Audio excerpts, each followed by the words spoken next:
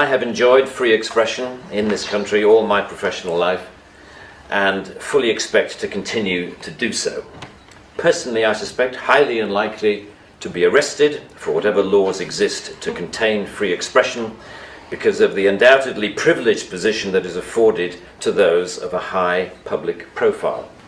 So my concerns are less for myself and more for those more vulnerable because of their lower profile.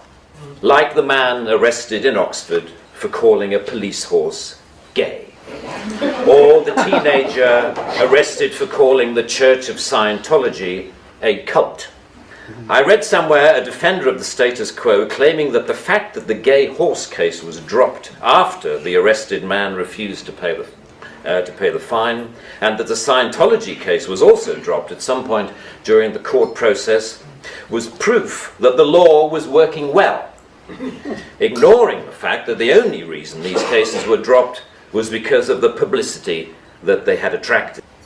The clear problem with the outlawing of insult is that too many things can be interpreted as such.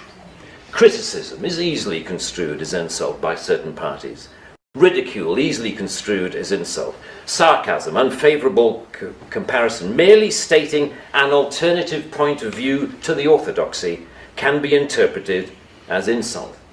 And because so many things can be interpreted as insult, it is hardly surprising that so many things have been.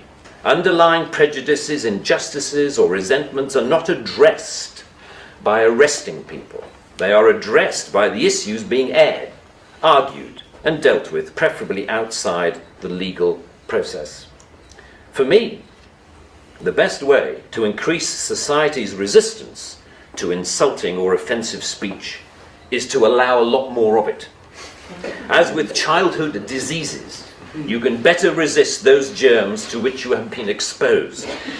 We need to build our immunity to taking offence so that we can deal with the issues that perfectly justified criticism can raise.